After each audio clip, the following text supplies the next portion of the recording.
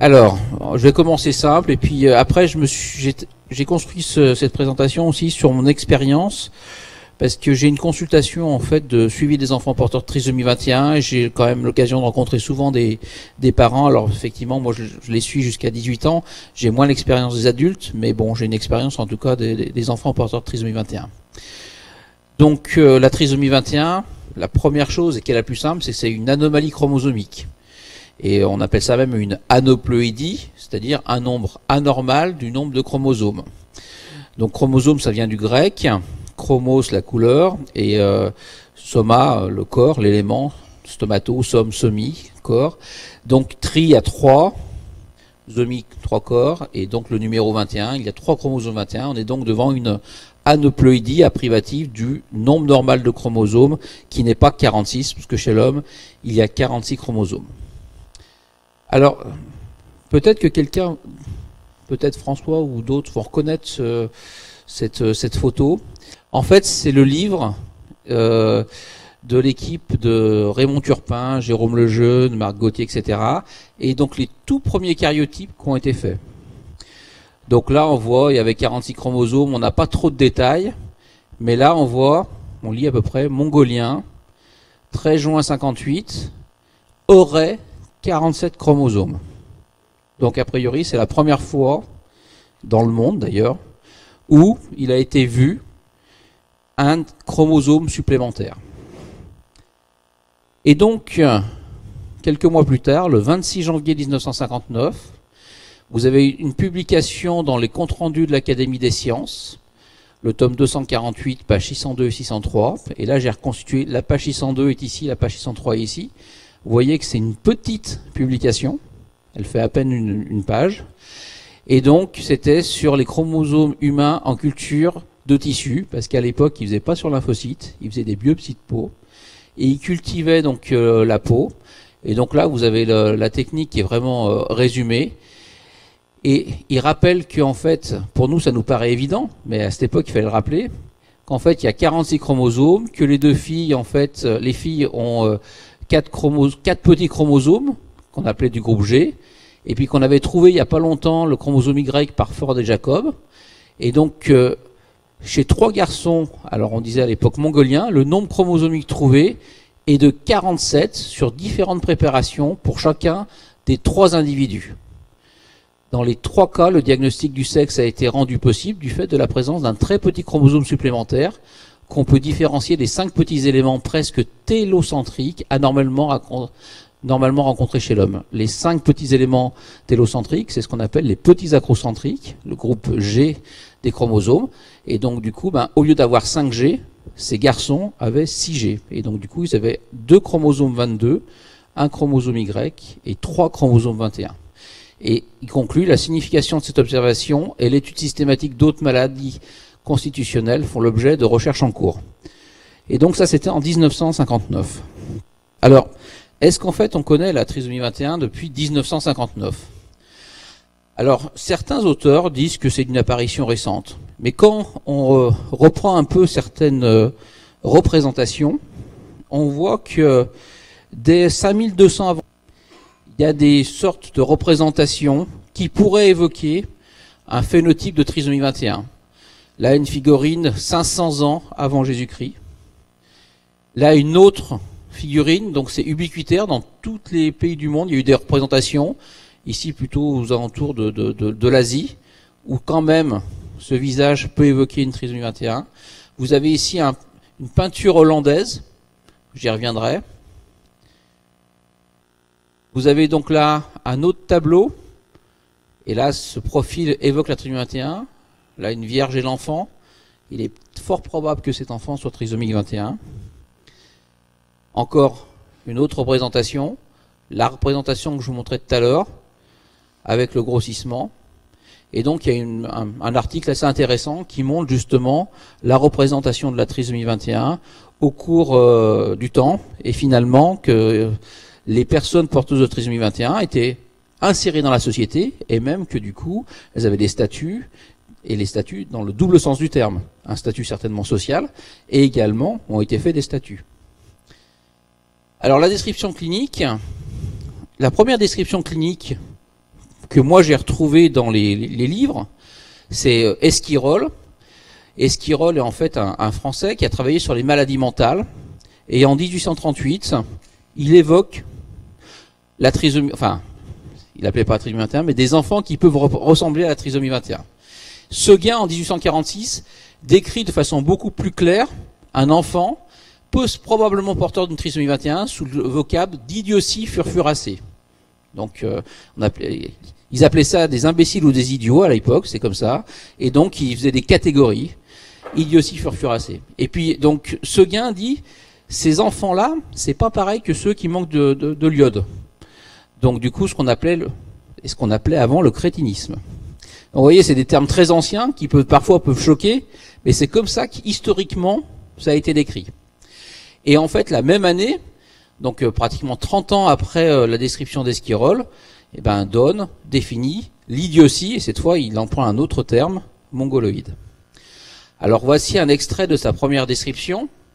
Et donc, en fait, à l'époque, on était dans une époque assez évolutionniste, et donc il parle de division des races humaines, et il dit qu'effectivement, il y a une ressemblance dans tous les patients qui ont cette déficience, avec une description du visage, des yeux, et qui est assez complète de ces particularités morphologiques. Mais ce qui maintenant nous choque, mais qui à l'époque, a priori, était plutôt de bon ton de décrire, c'est qu'il estime que ça fait partie, en fait, d'une régression du phénotype.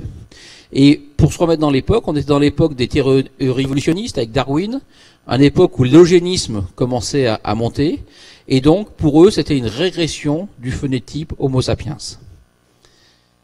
Alors il n'y avait pas d'étiologie clairement trouvée, mais dès 1909, en fait, Stallworth avait montré que l'âge maternel était augmenté chez les femmes qui avaient des enfants trisomiques 21, et il avait fait une théorie qui était la théorie de l'épuisement utérin. Alors finalement, c'est quoi la trisomie 21? Alors il peut y avoir plein de définitions possibles, et l'une d'entre elles peut être, c'est un ensemble de manifestations, l'ensemble des manifestations physiques et biologiques découlant de la présence du chromosome 21 en 3 exemplaires au lieu de 2. C'est assez large, et après on met ce qu'on veut dedans. Alors, c'est quoi? Et là, je me dis tout de suite qu'il ne faut pas oublier que d'abord, on parle d'une personne, parce que là, c'est quoi la trisomie 21? C'est quoi la trisomie 21? Mais avant tout, c'est une personne. Alors, je me suis rappelé, c'est là qu'on va commencer à être peut-être un peu plus atypique. Déjà, en général, l'historique, on l'a pas trop, quand on fait des topos sur la trisomie 21. Mais est-ce que la trisomie 21 est une maladie? Alors, là, il va falloir que vous répondiez. Vous estimez que cette question mérite d'être posée, n'a pas d'intérêt, la réponse est évidente, oui, la réponse est évidente, non, il y a une petite faute, je ne sais pas. Alors, qui vote pour le 1? Ah ouais, là ouais, bien. Qui vote pour le 2?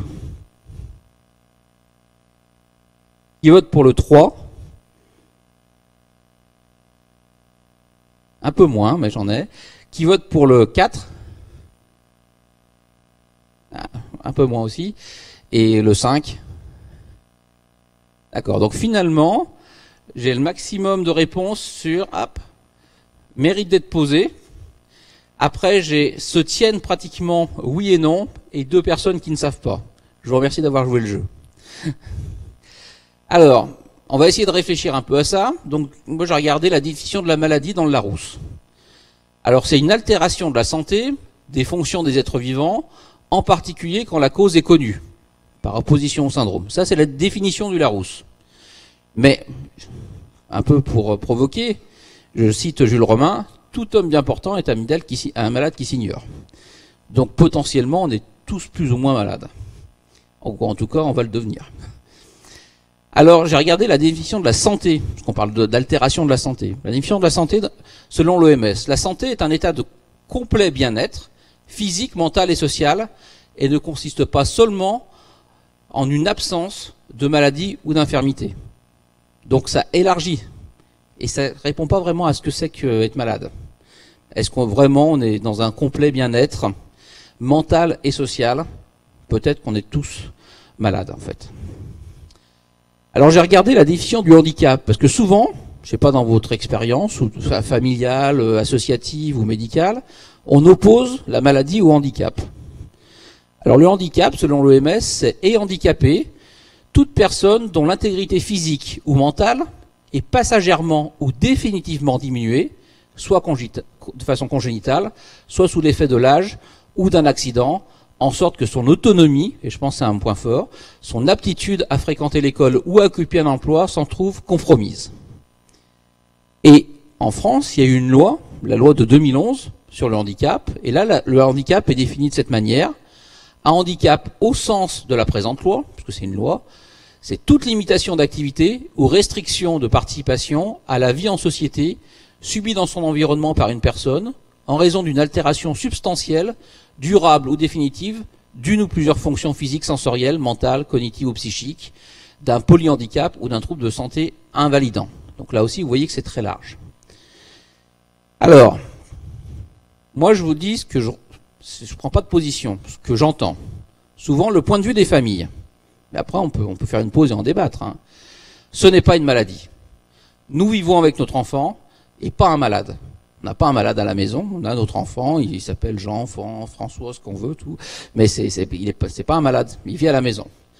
La personne ne peut pas être définie que par sa trisomie 21. C'est son état de base, on l'a toujours connu comme ça. Il n'est pas malade de base. S'il a une angine, il est malade, on le soigne et puis il revient à son état de base. Et puis de toute façon, il n'y a pas de traitement, donc il n'est pas malade. Ça, c'est des choses qu'on peut entendre. Ça, en général, c'est plutôt les familles qui disent ça. Puis de l'autre côté, on a les médecins. Et les médecins, ils disent, ah, c'est évident, c'est une maladie. C'est une maladie parce qu'entre une personne qui a une trisomie et une personne qui n'a pas de trisomie, il y a quand même des différences. Et en particulier, il y a plein de comorbidités.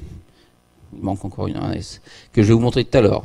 Il y a un vieillissement précoce, et puis les médecins disent, bah, les parents, ils viennent nous voir quand même. Il y a bien une demande. Ils sont demandeurs, qu'on les aide, qu'on les soigne, qu'on les traite. Donc s'il y a cette demande, c'est bien que quelque part, ils sont un peu malades. Donc vous voyez qu'il s'oppose en fait deux visions, et je ne sais pas où se situe la vérité. Je ne veux pas prendre parti, on peut en discuter, mais vous voyez qu'il y a deux visions des choses qui sont pas les mêmes. Alors j'essaie de représenter ça comme ça, c'est-à-dire qu'au cours de la vie, finalement, on a le temps, puis on a la maladie avec une importance plus ou moins grande, on peut avoir une angine, on la traite, on revient sur l'état de base, une méningite, on peut avoir un diabète, donc là du coup on est toujours un petit peu malade, puis on peut refaire une angine et on est un peu plus malade, un cancer, etc. Dans la trisomie 21, on pourrait considérer que justement l'état de base, on est déjà un peu malade. Et donc cet état de base, eh ben, à chaque fois ça augmente, mais je pense qu'il y a une évolution qui est importante, c'est qu'en fait, comme on sait que le vieillissement est plus précoce chez les personnes possédant trisomie 21, probablement que cet état de base, en fait, dégrade quand même la santé des personnes porteuses de trisomie 21. Alors, là, on a vu un petit peu de façon générale, mais on peut définir aussi la trisomie 21 sur son aspect clinique. Donc, si je vous montre ce visage, surtout dans ces assemblées, et même pour les étudiants, et même si c'était une personne dans la rue, je pense qu'un diagnostic serait fait. Pourquoi? Parce qu'on se dit, ça me dit quelque chose.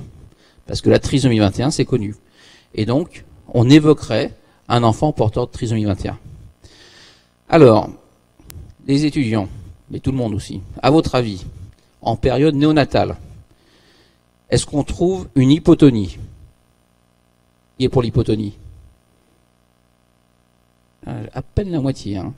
Une hypertonie. Ouais. Une atrésie anale. Personne? Une cataracte. Ah, j'en ai un peu plus. Et une hexadactylie. Hexadactylie, c'est un doigt en plus. Alors, les bonnes réponses, c'est hypotonie, pratiquement constant dans la trisomie 21. On peut avoir effectivement une atrésie anale. Donc, sur tout le système digestif, on peut avoir en fait des atrésies, duodénale, anale, etc. La cataracte congénitale est effectivement décrite et il faut la rechercher. Et en revanche, il n'y a pas d'hexadactylie dans la trisomie 21. Donc là, vous avez un enfant porteur de trisomie 21. Et donc souvent, le diagnostic se fait sur hypotonie, aspect particulier du visage et souffle à l'auscultation. Parce qu'en fait, il y a plus de cardiopathie chez les enfants trisomiques. Et ce qu'on appelle le livédo, je ne sais pas si on le voit bien, c'est cet aspect un petit peu marbré de la peau. Alors, sur cet enfant, là aussi vous avez fait le diagnostic. Mais en médecine, on essaye de voir pourquoi on fait ce diagnostic. Et donc, en fait, la face est plutôt ronde. Les fentes palpébrales sont légèrement obliques en haut en dehors. Habituellement, on a plutôt des fentes palpébrales qui sont horizontales. Là, on voit que les os du nez, ils sont un peu hypoplasiques et que la bouche est plutôt petite. Donc, il y a des particularités morphologiques. Là, sur ce profil, on voit ce qu'on appelle une brachycéphalie. C'est-à-dire que le crâne est un peu plus court. On voit que sur l'oreille, il y a des petites choses. Voilà, ce qu'on appelle la racine de l'hélix qui traverse la conque. Ça, c'est pas habituel. Mais en soi, c'est pas grave, hein. Si vous regardez les oreilles de vos voisins, vous verrez qu'elles sont différentes. Il y a des petites particularités. C'est tous des petits signes qui n'ont aucune gravité, mais qui font évoquer le faciès plat, les petites narines antéversées. Rétrognathie, ça veut dire le petit menton qui est un peu en arrière. Vous voyez, donc il y a tout un petit peu des choses morphologiques que des fois on ne sait même pas décrire, mais qui font que quand on voit un enfant trisomique, du coup, on fait le diagnostic. Alors voilà quelques détails. Donc, je ne sais pas si vous voyez bien ici, il y a des petites taches blanches. Vous les voyez, les petites taches blanches?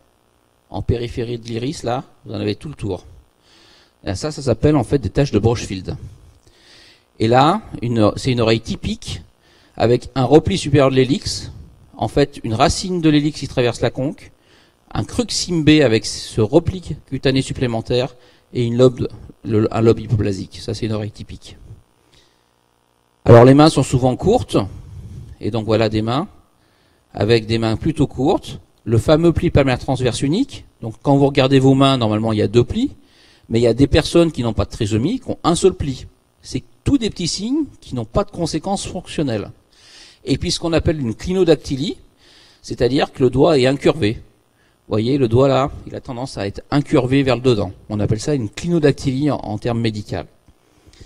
Les pieds, alors les pieds aussi, donc on va avoir souvent des pieds plats, avec un métatarsus varus, et puis le fameux signe qui est décrit dans les bouquins de médecine de la sandale, où en fait finalement il y a un écartement trop important entre le premier et le deuxième orteil. Alors voilà différentes photos d'enfants porteurs de trisomie. Donc, ça c'est une description morphologique. Mais les enfants qui ont une trisomie, alors je suis désolé, je dis souvent enfants parce que comme je vois des enfants, je suis un peu biaisé. Alors, CAV, c'est canal atrioventriculaire. Qui c'est qui dit qu'il y a un canal atrioventriculaire dans les trisomies 21? Ah là j'ai plein de gens, ouais. Une schizencéphalie, une malformation cérébrale, la schizencéphalie. Voilà, j'ai personne. Une asplénie. Donc asplénie, c'est absence de rate. Non plus. Atrésie duodénale. Ouais, donc là, ça. Et hypoplasie des canaux lacrymaux. Vous avez presque tout juste. Donc CAV, communication atrioventriculaire, oui. L'atrésie duodénale, oui. Tout à l'heure, on a parlé d'atrésie anale, mais il peut y avoir des atrésies duodénales. Et l'hypoplasie des canaux lacrymaux est très fréquent. Et en fait, quand ils sont petits, ça donne des conjonctivites à répétition. C'est-à-dire que les canaux qui permettent l'écoulement des larmes sont trop petits. Et donc, du coup, les bactéries stagnent. Et ça favorise les conjonctivites. Donc, effectivement, les malformations, pratiquement un patient sur 2 a une malformation cardiaque. Ça va de la malformation cardiaque très peu grave, ce qu'on appelle par exemple une petite communication interventriculaire entre les 2 ventricules. Je ne sais pas si vous vous rappelez, le cœur, il y a 4 cavités, donc les atriums ou oreillettes et les ventricules. Entre les 2 ventricules, il y a une membrane, il y a une paroi, et quelquefois il y a un petit trou. Et souvent, ce petit trou se referme tout seul, mais quelquefois, quand c'est plus compliqué, il faut opérer. Donc ça va en fait de la malformation cardiaque, où il n'y aura pas besoin d'opération, il n'y aura pas beaucoup de conséquences pour l'enfant, jusqu'aux malformations qu'il faudra opérer. Et puis 30% des patients ont des problèmes digestifs, soit des atrésies anales, duodénales, ou alors des sténoses du pylore, des reflux gastro-œsophagiens importants. Et donc ça, c'est des choses à surveiller chez les patients trisomiques. Alors, il y a d'autres comorbidités. Là, on a parlé des malformations. C'est-à-dire qu'en fait, ils naissent, il y a un truc qui s'est pas bien fait pendant le développement. Mais il y a d'autres, justement, problèmes de santé chez les patients qui ont une trisomie 21. Alors, LAM, c'est leucémie aiguë myéloïde. Et à votre avis, est-ce que les trisomiques 21 font plus de LAM? 1, 2, 2 seulement. Les hypothyroïdies. 4, ouais, 5. Xérose. Xérose, c'est une sécheresse cutanée. 1, 2, 3, 4, 5, ah là, 6, ouais. Vieillissement prématuré. Alors là, j'ai la moitié de l'amphi. Et luxation du coude. Non, c'est plutôt des luxations de la rotule. Mais effectivement, ils sont plus sensibles aux leucémies aiguës myéloïdes, ils en font plus fréquemment. Les hypothyroïdies sont vraiment à rechercher. Les xéroses sont très fréquentes. Ils sont prématurés, on va le revoir, est important. Et effectivement, ils ont une hyperlaxité, mais ils ont plutôt une instabilité des rotules et pas spécialement des coudes. Donc les complications les plus importantes, à mon sens, qu'il faut chercher, c'est les complications neurosensorielles. Parce que ça ajoute, je trouve, du surhandicap. Un enfant qui a une trisomie, qui n'entend pas bien, qui voit pas bien, ça va pas l'aider à apprendre. Donc on cherche les problèmes oculaires, donc les cataractes, en particulier congénitales, les glaucomes, les troubles de la réfraction, le nystagmus, très fréquent chez l'enfant trisomique, le nystagmus. Et les complications ORL, donc l'étroitesse des conduits auditifs externes est très fréquent.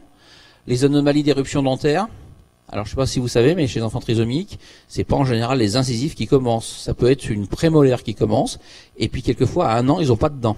Ce qui inquiète souvent les parents, mais c'est pas rare que les dents apparaissent après 1 an chez un enfant qui est porteur d'une trisomie 21. Des anomalies de l'articulé dentaire, des surdités, j'aurais pu mettre. On recherche les surdités chez les enfants porteurs de trisomie 21. Et puis, il y a une diminution de la sensibilité. Donc, tout ce qui est neurosensoriel est très important à prendre en compte. Et puis, donc, il y a d'autres comorbidités, les problèmes endocriniens. Donc, j'ai parlé des problèmes de thyroïde, mais il y a aussi le diabète. Puis, il y en a d'autres. Les problèmes dentaires.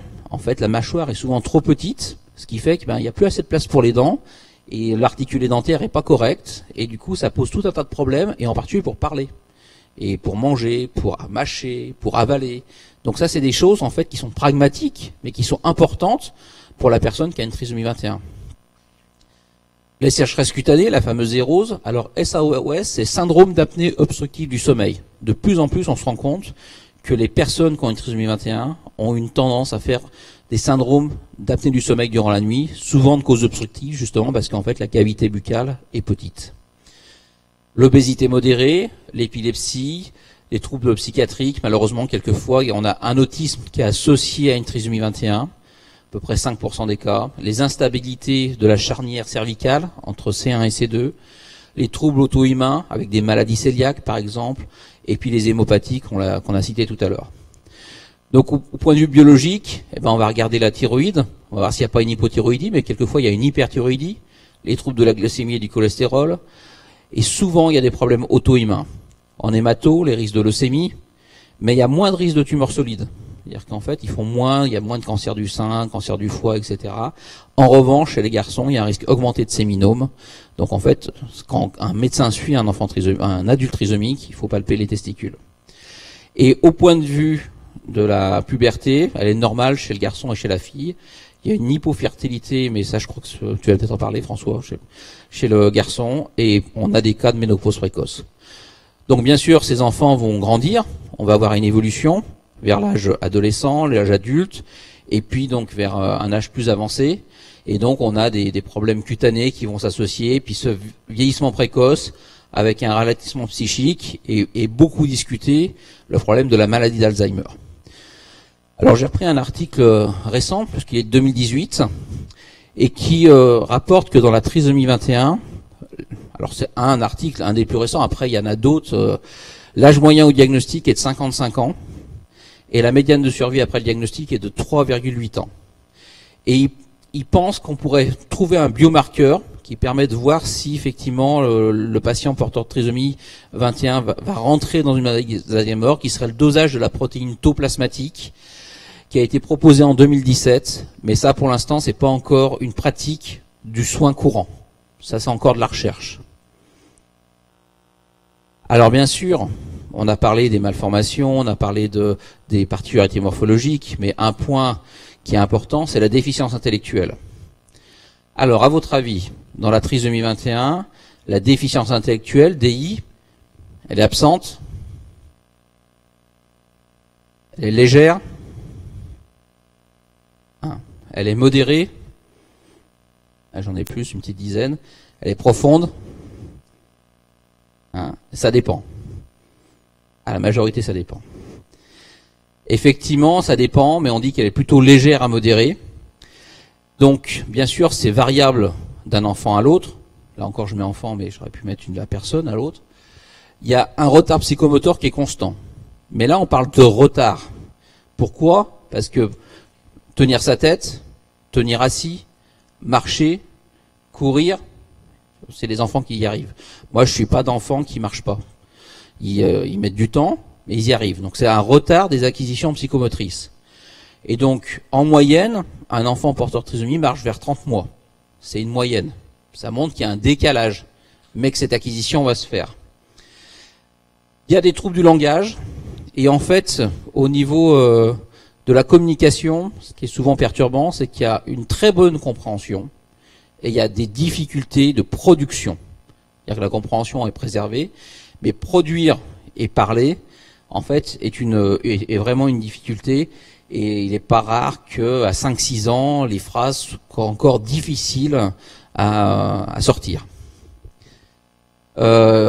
L'acquisition de la lecture et de l'écriture est variable. Certains disent que le QI a tendance à descendre avec l'âge. Bon, à revoir. Mais les capacités de communication, de compréhension, de sociabilité sont en général conservées. Et on dit actuellement que plus de la moitié des enfants porteurs de trisomie 21 sauront lire, écrire, compter. Je dis pas, ils vont pas lire peut-être des romans ou de la philosophie, et encore. Mais en tout cas, pour se débrouiller dans la vie de tous les jours. Parce que ce qui est en fait souhaité, c'est l'autonomie.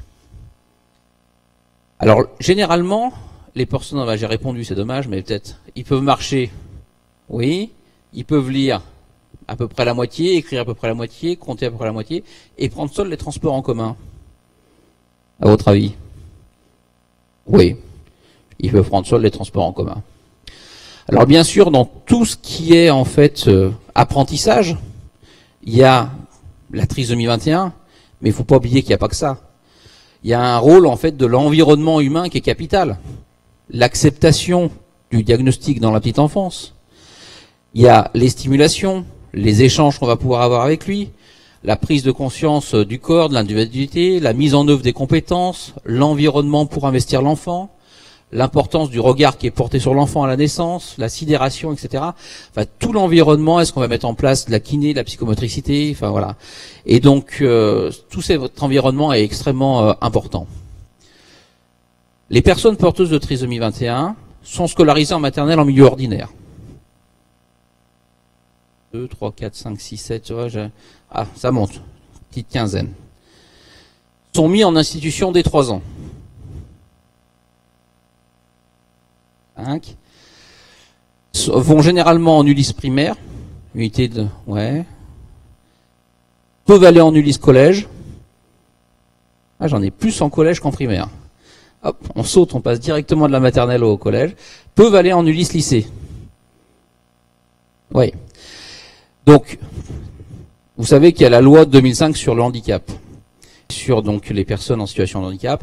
Donc, toute personne, et pas seulement liée à la trisomie 21, vont en fait à l'école. Après, il peut y avoir des aménagements, mais moi, tous les patients que je suis sont scolarisés en milieu. Si je dépasse, il faut me le dire, hein, je coupe. Hein. Sont scolarisés en maternelle, en milieu ordinaire. Mis en étudiant des 3 ans, j'en ai pas dans mon expérience. Je dis pas que ça n'existe pas, mais j'en ai pas dans mon expérience. Le plus tôt, c'est en fin de grande section de maternelle. J'ai, je crois, avoir un cas ou peut-être 1 an avant, mais c'est exceptionnel et c'est parce qu'il y avait des troubles autistiques associés. Enfin bon, c'était vraiment compliqué.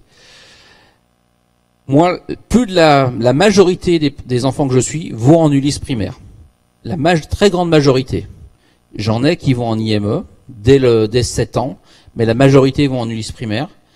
Ensuite, il faut l'avouer, enfin dans mon expérience toujours, hein, il y en a beaucoup qui vont en IME et peu qui vont en Ulysse collège, mais il y en a quelques-uns. Et je suis à peu près 4-5 grands ados qui sont en Ulysse lycée et qui se débrouillent pas mal. Et puis il y en a un, il y a pas longtemps, il était super content de me porter son diplôme de, je sais plus exactement ce que c'était, mais enfin, il avait obtenu son diplôme après son lycée. Alors, justement, les prises en charge.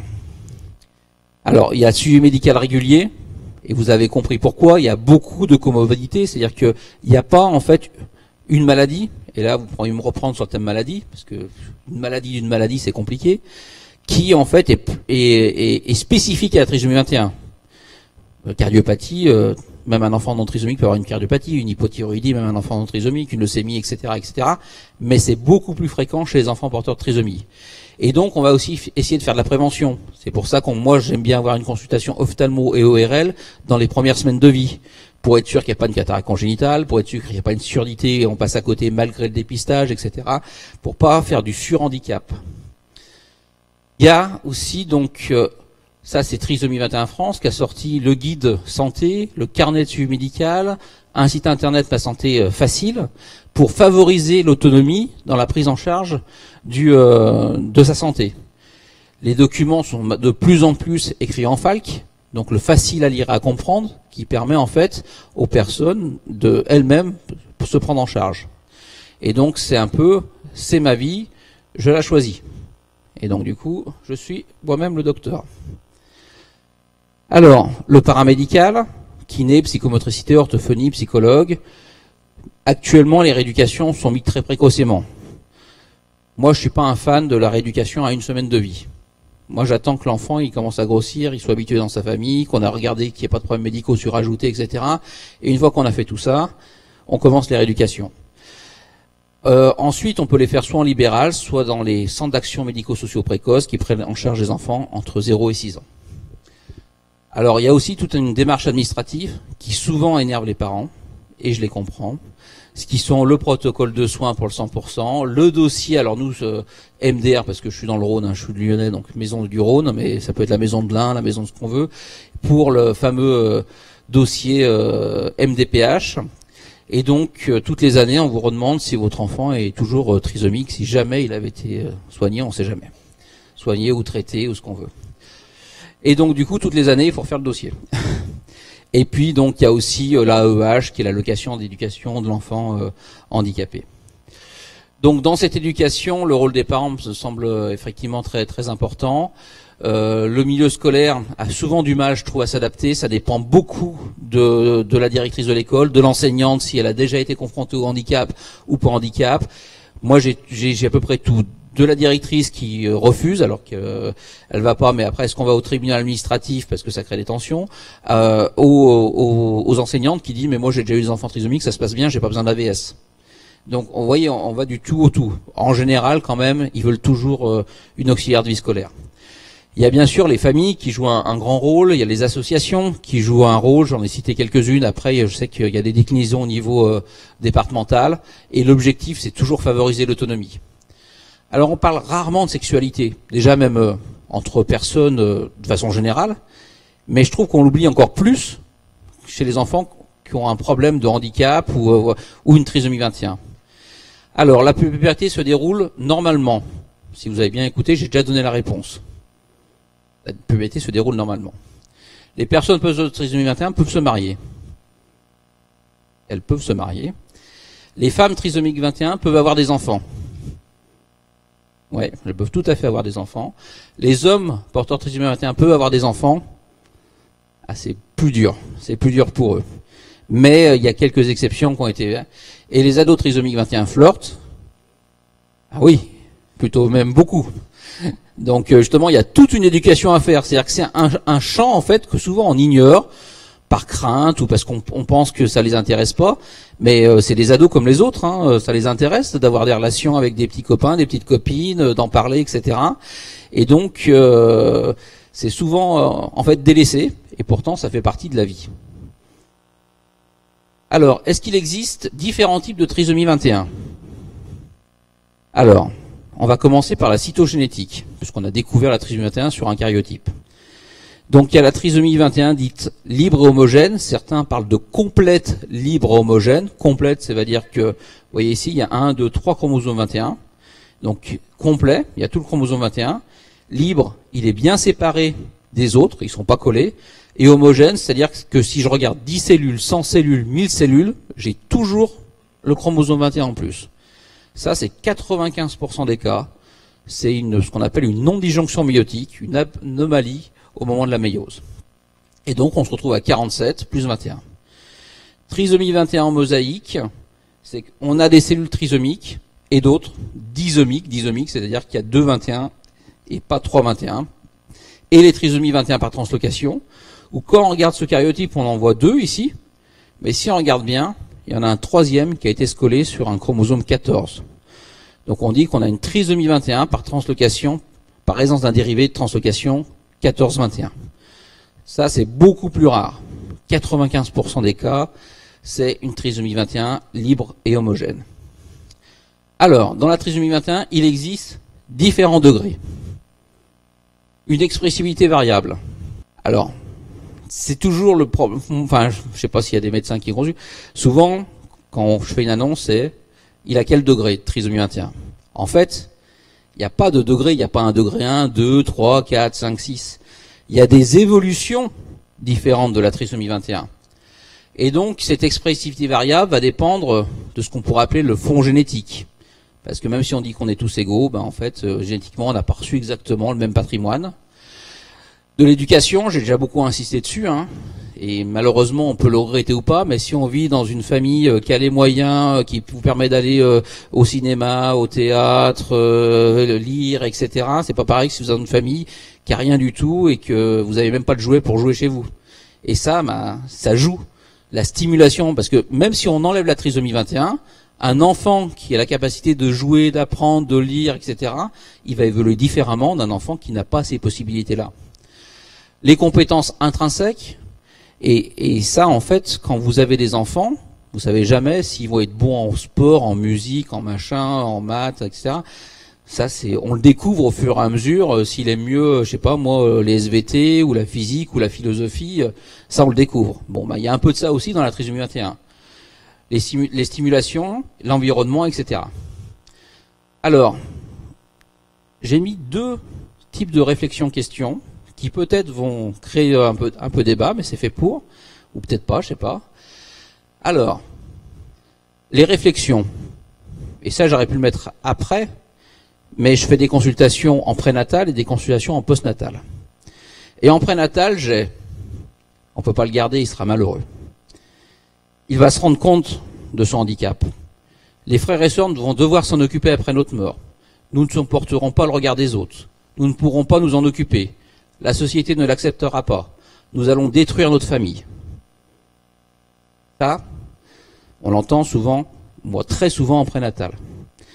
Et vous savez que en prénatal, c'est un dépistage. Et qu'il y a des enfants qui naissent et qui ont une trisomie 21. Et là, c'est pas du tout le même discours que j'entends. J'entends, quelle est l'espérance de vie? Possibilité de se marier. Possibilité d'avoir des enfants. Est-ce qu'il aura le permis de conduire? Est-ce qu'il va avoir un appartement? Est-ce qu'il va aller à l'école? Est-ce qu'il va pouvoir travailler? Et en fait, moi je l'interprète comme une perte complète des repères. C'est-à-dire qu'en fait, l'enfant est trisomique. La trisomie, on connaît, vous vous rappelez? Je vous ai montré une photo, vous aviez les trisomies. Mais en fait, on connaît pas. On se demande si on va être capable d'être parent d'un enfant porteur de trisomie 21. Et en fait, les couples ont les capacités d'être parents d'un enfant porteur de trisomie 21. Et ils ont besoin de retrouver ces repères. Il y en a même des mamans, c'est leur 4e enfant, mais est-ce qu'il faut que je donne à manger pareil? Est-ce qu'il va dormir pareil? Bah oui, c'est un enfant, et puis on verra s'il a des complications en plus. Mais ça va être pareil. Et donc c'est très rare que quand il y a des parents qui ont un enfant qui n'a pas de trisomie, ils se demandent si leur enfant va se marier, va avoir des enfants, etc. Et on a une projection qui est vraiment très loin, je pense, en raison d'une remise en question de ses capacités à être parent et de savoir si on va pouvoir accompagner cet enfant au cours de la vie. Alors, je vais essayer de finir sur les relations génotype-phénotype, enfin un peu de génétique quand même. Donc la séquence du chromosome 21 a été publiée en 2000. Donc selon les estimations, il y a 34 à 50 mégabases. Ça dépend si on prend que le chromatine ou l'hétérochromatine, mais je ne vais pas rentrer dans les détails techniques. On estime qu'il y a environ 400 gènes. Vous avez ici une représentation de gènes qui sont compris dans une région dite critique. Et en fait, comment on a trouvé cette région critique? C'est que je vous ai dit, il y a 3 types de trisomie 21. Libre homogène, en mosaïque ou par translocation. Mais il y a des très rares cas où en fait la trisomie 21 n'est pas complète. Il y a une partie seulement du chromosome 21 qui est en plus. Alors pour les cytogéniciens, c'est par des dérivés de translocation impliquant le 21, des translocations réciproques. Et donc, en étudiant ces enfants qui ont un phénotype de trisomie 21, mais pas tout le chromosome 21 en plus, a été définie une région qui s'appelle Down Syndrome Critical Region, donc en fait la région critique du syndrome de Down. Donc ça veut dire que si on a juste cette partie-là en 3 exemplaires, on va quand même avoir un phénotype évocateur de trisomie 21. Alors du coup, les gènes ont été regardés, et c'est pas tous les gènes qui sont exprimés 1,5 fois de plus, parce qu'on se dit, on n'a pas 2 chromosomes, on en a 3, donc normalement tous les gènes devraient être exprimés en plus. En fait, il y a à peu près qu'un tiers des gènes qui sont exprimés en plus. Et parmi ces gènes, vous avez des gènes qui sont candidats pour les cardiopathies, pour la cataracte, etc. Et il y en a 2 sur lesquels je vais insister un peu plus, c'est DIRK1A pour la déficience intellectuelle et APP pour l'Alzheimer. Et donc, dans cette revue assez récente, il y a un an, ils ont regardé un peu, comme ils disent, les coupables. Et donc, vous voyez que DIRK1A, il revient sur tous les problèmes d'apprentissage, neurodégénératif, apprentissage, même sur le moteur. Et donc là, il y a les gènes qui seraient impliqués, en fait, dans les comorbidités chez les personnes porteuses de trisomie 21. Et donc, on a le fameux APP aussi, donc qui est en fait codé par un gène sur le chromosome 21, qui favorise la formation de plaques bêta-amyloïdes, en fait, au niveau du cerveau, et c'est pour ça, probablement, qu'il y a plus d'Alzheimer chez les enfants porteurs de trisomie 21. Mais il y a aussi d'autres mécanismes qui sont évoqués. C'est des mécanismes à distance, c'est-à-dire que c'est des gènes comme SNX27 qui sont pas sur le chromosome 21, mais qui sont dérégulés du fait qu'il y ait 3 copies du 21. Et donc, en fait, ce qui se passe, c'est que normalement, quand on a SNX27 qui est normalement exprimé, on développe ici des neurones, vous voyez, avec des dendrites, c'est-à-dire voilà une arborescence. Et si en fait, on va finalement éteindre quelque part ce SNX27, vous voyez qu'il y a beaucoup moins de neurones et il y a beaucoup moins de dendrites et donc de communication avec eux. Donc probablement que c'est pas que le chromosome 21, il y a aussi l'impact sur l'ensemble du génome. Et ça, il faut, je pense, ne pas l'oublier. Donc le fameux gène DIRK1A, en fait DIRK1A, il a plein de fonctions sur l'apprentissage, la neurogénèse, la morphologie des neurones, les mouvements de cytosquelette.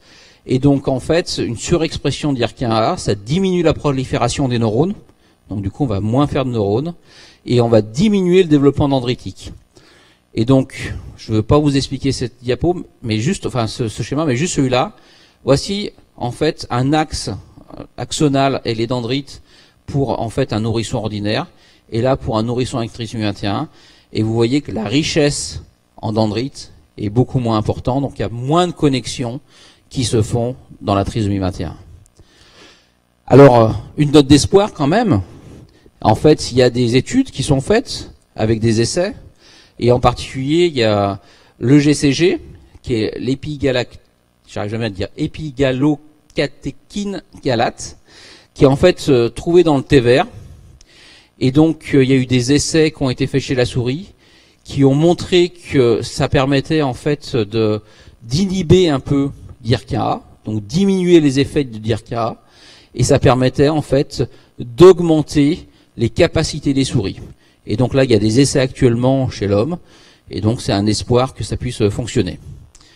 Alors voilà, j'ai essayé de répondre de façon brève à qu'est-ce que la trisomie 21, avec un peu des questions de façon générale. Est-ce qu'il y a des commentaires, des questions, enfin, des interrogations? Merci Damien. Maintenant je sais pourquoi je suis pas clinicien, parce que j'ai appris des choses aujourd'hui. Je te remercie, c'est pour ça que j'ai un clinicien avec moi.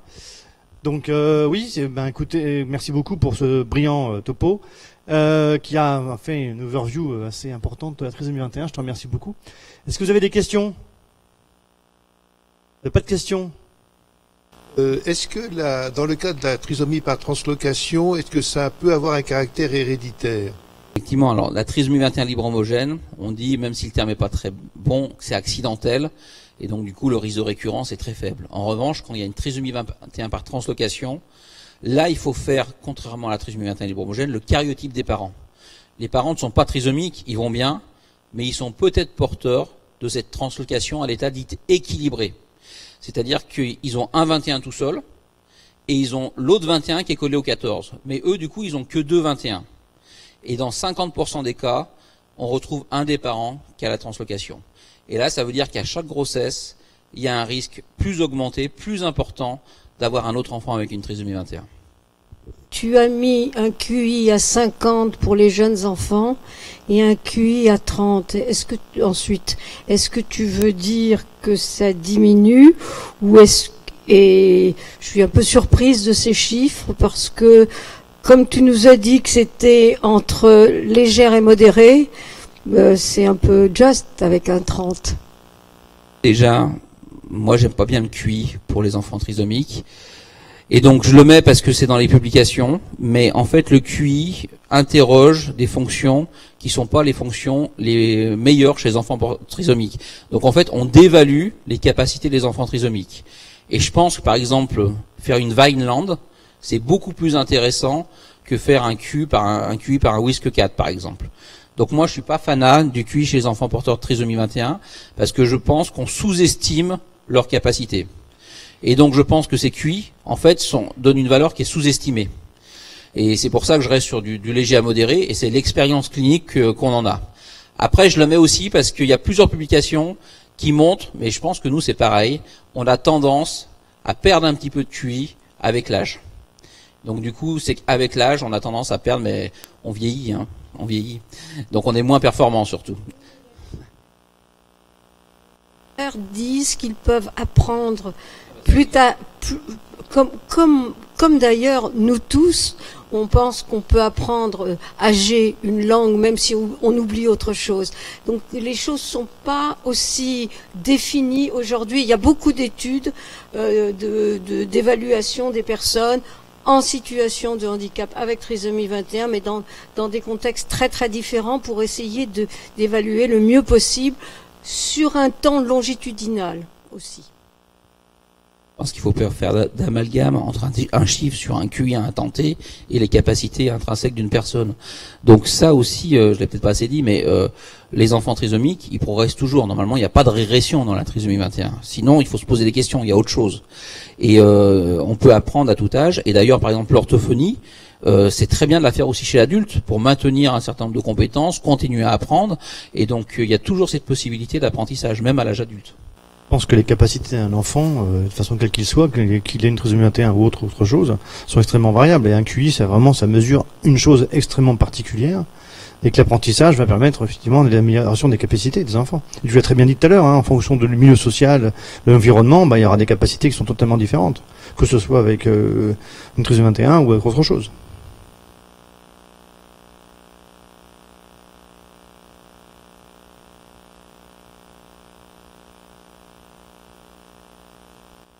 Au niveau de l'insertion sociale, est-ce que à la question est-ce qu'ils peuvent prendre un appartement et vivre seuls, vous répondez quoi aux parents? C'est possible ou pas?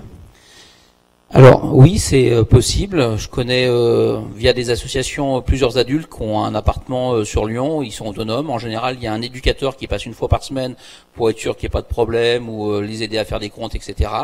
Je dis pas que c'est la majorité. Je dis pas que c'est la majorité, mais en fait, c'est tout à fait possible d'avoir une autonomie en étant un adulte porteur de trisomie 21. Mais dans mon expérience, c'est pas la majorité. Après, il y en a peut-être d'autres qui peuvent donner leur expérience. Mais c'est possible. J'ai un fils qui a 32 ans. Il est allé en CAMS, il est allé en maternelle. Ensuite, il a rejoint les IME. Et là, on a vu que sur le plan éducatif, il y avait une régression par rapport à ce qui s'était passé auparavant. Et après, il n'y a plus d'évolution. Et maintenant, notamment au niveau des changements de lune, il nous fait, à 2 ou 3 jours avant, il nous fait des crises. Alors, est-ce que c'est dû à des troubles autistiques ou autres Alors là, je le connais pas, je peux pas vous répondre exactement, mais en tout cas, ce qu'on sait, c'est que quand il y a une régression, il faut chercher une cause organique en premier. Donc du coup, ça peut être une dépression. En fait, il y a des adultes qui font des dépressions. Ça peut être éventuellement un problème auto-immun. Ça peut être une hypothyroïdie. Enfin bon, donc il peut être plein d'étiologies. Il a fait les dosages thyroïdiens, on a tout fait, quoi. Ah oui, ah oui, d'accord. D'accord, j'ai Non, cru que c'est c'était pas un un état. état. C'est pas Alors un ça, après, la sensibilité des personnes pour le scrutin 21, on sait que on a du mal à la comprendre parce que c'est pas comme nous. Et justement, là, actuellement, moi, je travaille avec un centre de référence qui s'appelle Génopsy, et ils sont en train de justement d'essayer de mieux comprendre la perception des affects, de l'environnement chez les personnes porteuses de scrutin 21, parce que certainement qu'on n'a pas la même conception, le même sentiment, le même ressenti. Et peut-être que ce genre de choses, et on sait très bien que la Lune, ça peut avoir des effets sur toutes les personnes, sont beaucoup plus ressentis que pour des personnes qui n'ont pas de trisomie. En complément, ce qu'on s'est aperçu, c'est qu'il y a aussi beaucoup d'empathie. Oui, Alors ça, souvent, c'est incroyable. fréquent. Et finalement, j'ai vu dernièrement qu'il y avait un article là-dessus, et c'est quelque chose sur lequel, depuis pas mal de temps, on s'aperçoit qu'il va vous dire quelque chose qui va se passer 3 ou 4 secondes à la télé ou dans notre vie, quoi. C'est incroyable.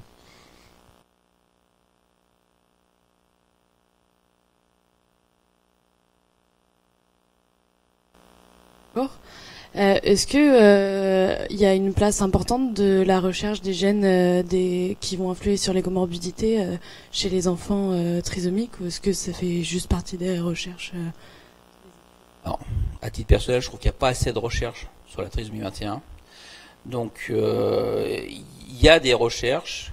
Après, il y a en France et dans le monde. Dans le monde, il y a plus de recherches qu'en France. Et pour l'instant, on essaie de comprendre effectivement des mécanismes. On commence à trouver des choses. On commence à pouvoir traiter. Il y a des essais en fait de traitement qui sont faits. Les premiers ont été plutôt décevants. Il y a des études en cours. Donc j'espère que ça va émerger, qu'on va pouvoir aider les personnes porteuses de trisomie 21. Merci Damien. On va passer au topo de Jacqueline.